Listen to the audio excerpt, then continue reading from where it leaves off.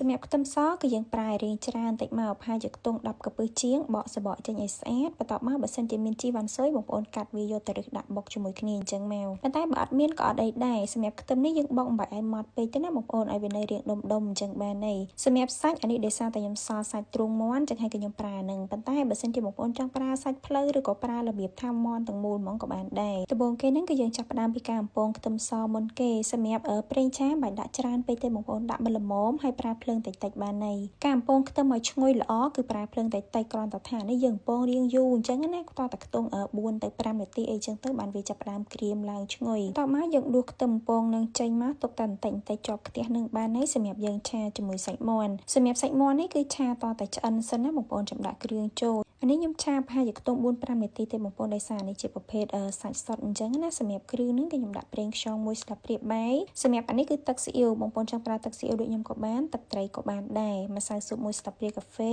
ប៊ីចេងមួយចិបហើយស្ករគឺខ្ញុំប្រើស្ករត្នោតហើយចុងក្រោយគេនឹងគឺជាស៊ីអ៊ីវខាប់អានេះដាក់ក៏បានអត់ក៏បានយើងដាក់ដើម្បីយកពណ៌ឲ្យឆារបស់យើងនឹងមើលទៅកាន់តែក្រហមស្អាតអញ្ចឹងទៅបន្ទាប់ពីដាក់គ្រឿងក្រូចចូលរួចរាល់ហើយយើងឆាវាមើលតែចូលជាតិមិនល្មមបងប្អូនអាចភ្លក់មើលហើយថែមថយគ្រឿងបានតែសម្រាប់ខ្ញុំនឹងគឺត្រូវរសជាតិអស់ហើយអញ្ចឹងហើយគឺខ្ញុំបន្ថែមម្ទេសជាមួយនឹងខ្ទឹមលីងសម្រាប់ខ្ទឹមលីងរបស់យើងនឹងគឺដាក់តែពាក់កណ្ដាលសិនណាបងប្អូនកុំដាក់ចូលទាំងអស់ចាំពេលដែលយើងរៀបញ៉ាំអញ្ចឹងទៅចាំយើងរោយថែមពីលើបានខ្ទឹមរបស់យើងនឹងវានៅស្រួយល្អខ្លះហើយអាខ្លះទៅគឺវាចូលជាតិជាមួយសាច់មាន់អីអញ្ចឹងទៅហើយជីវ៉ាន់ស៊ុយដែលយើងប្រើឬវាសម្រាប់បុកជាមួយខ្ទឹមសនឹងយើងនៅសល់ស្លឹកយើងអាចយកមកដាក់ពីលើ